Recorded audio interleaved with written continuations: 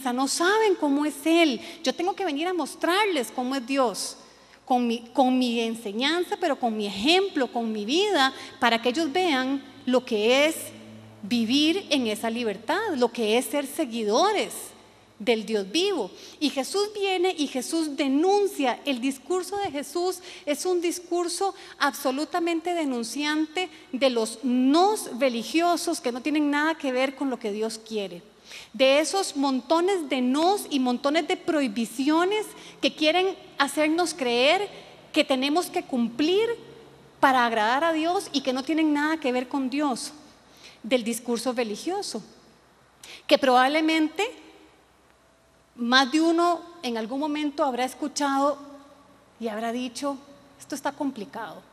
Jesús viene, y esto lo podemos leer en el Evangelio de Mateo, y Jesús denuncia este discurso, y Jesús rompe esas tradiciones, esos mandamientos de hombres que no tenían nada que ver con lo que Dios quería.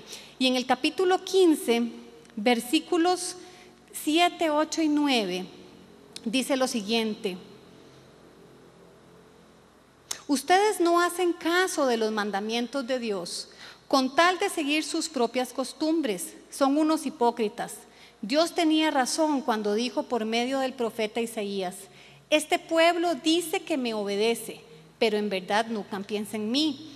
De nada sirve que ustedes me alaben. Y aquí viene la parte que nos interesa: pues inventan reglas y luego las enseñan diciendo que yo las ordené. Entonces hay un montón de nos que vienen de discursos religiosos que no tienen nada que ver con el montón de sís que tiene Dios para tu vida. Y Jesucristo denuncia fuertemente esta actitud de los fariseos de esa época, del discurso religioso, y Jesús hace un montón de cosas que supuestamente estaban prohibidas. Y hay un ejemplo que es el ejemplo de lavarse las manos. Probablemente lo han oído en otras enseñanzas porque se usa muchísimo.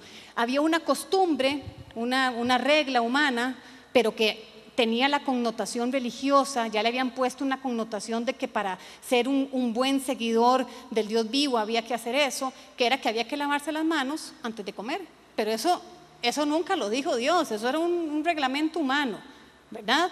Y Jesús no se lava las manos frente a estas personas de autoridades religiosas, y él sabía que lo iban a ver, y Jesús no se lava las manos. Y cuando estos hombres religiosos que tenían puestos de autoridad lo confrontan y le dicen: pero usted, ¿por qué no se lava las manos? O sea, ¿por qué usted hace eso?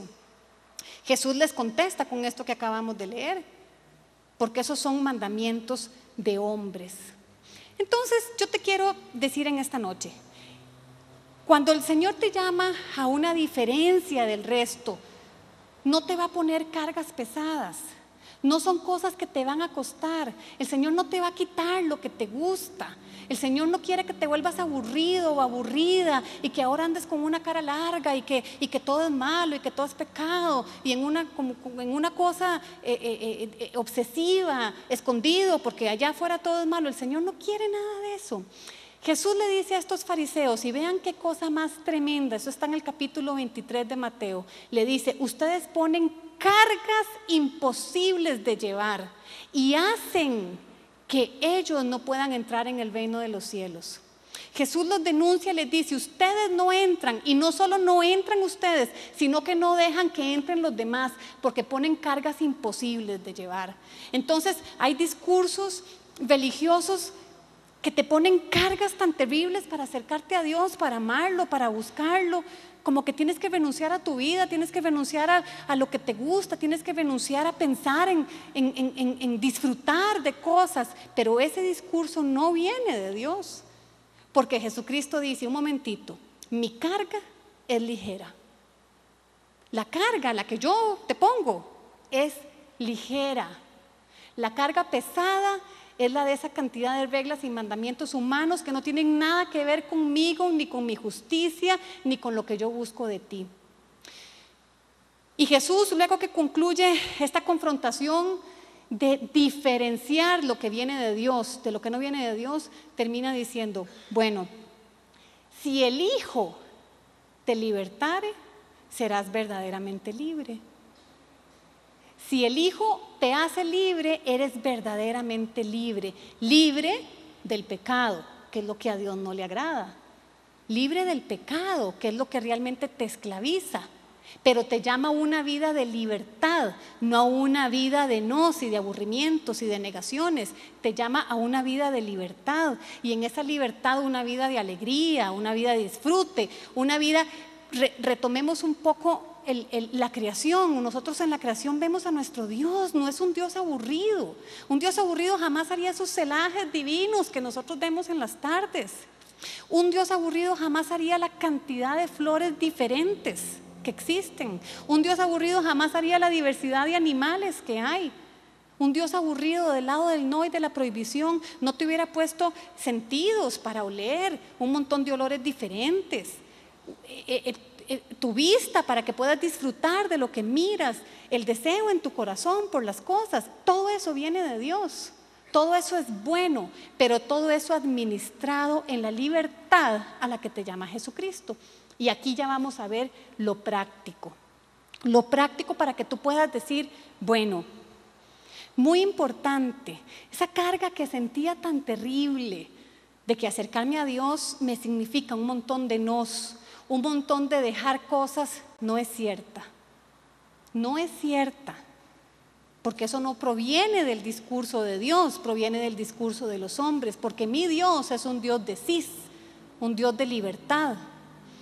Pero en esa libertad hay ciertas reglas, porque la Biblia enseña en el libro de Gálatas, bueno, no uses la libertad que Cristo te ha dado para hacer lo malo y volver a la esclavitud de la que Cristo te hizo libre. Y esa esclavitud se refiere al pecado. Vean, en la carta de 2 de Corintios tenemos dos cosas clarísimas y sencillísimas, que son las cosas que tienes que tener aquí presente todo el tiempo para poder manejarte en la libertad a la que te llama el Señor.